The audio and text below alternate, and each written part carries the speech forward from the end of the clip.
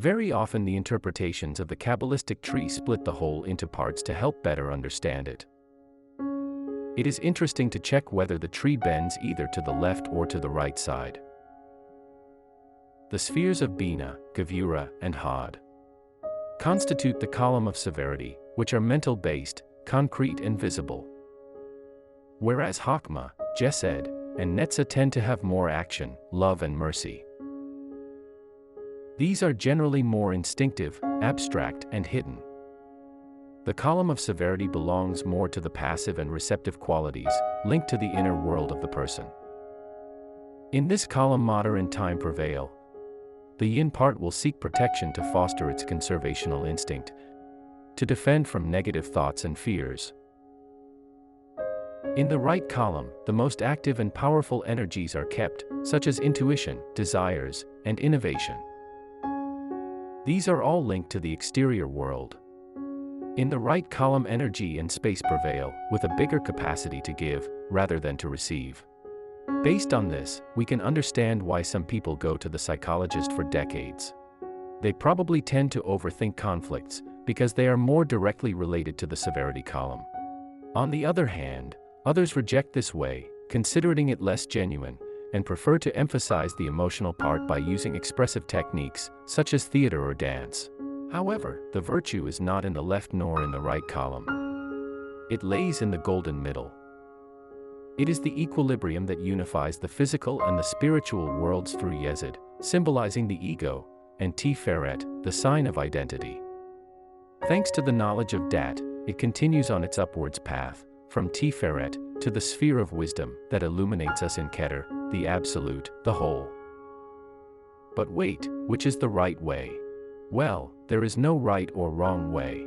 Each person chooses his or her own way, through their own free will. Some paths may be easier, some other may be more difficult, but it is up to the individual.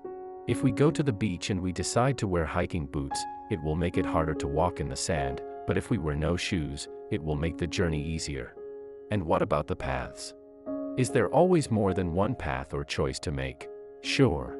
The paths actually are our attitudes towards the events in our lives, our inner predisposition to circumstances.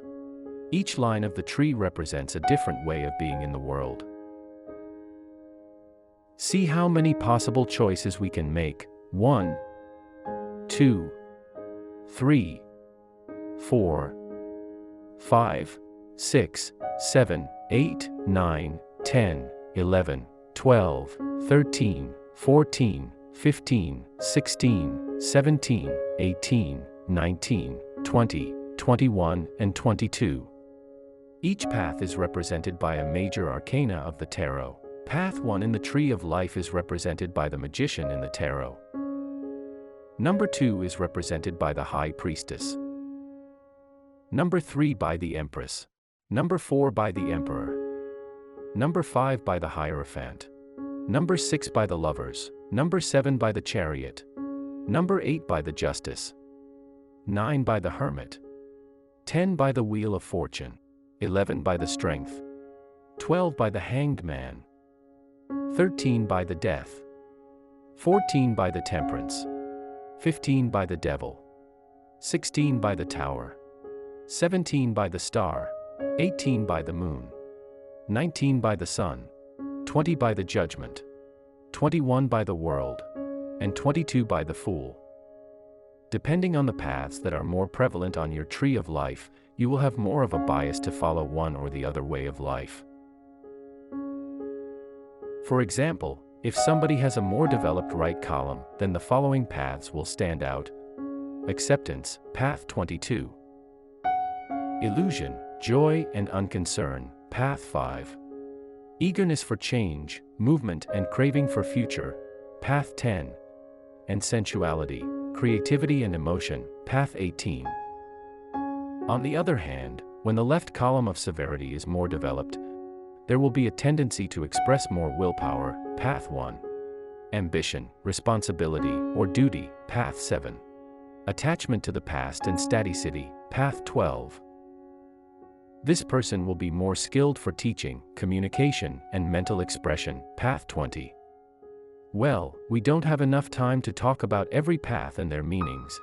intuition, confidence, spirituality, independence, skill to decide, emotional detachment, extroversion, ability to speak in public, self-control, prudence, introspection, solitude, forgiveness, emotional learning, fear coping, flexibility, empathy, adaptation, individualism, cooperation, sexuality, money, action, perseverance, morality, equity, understanding, limits, and so much more.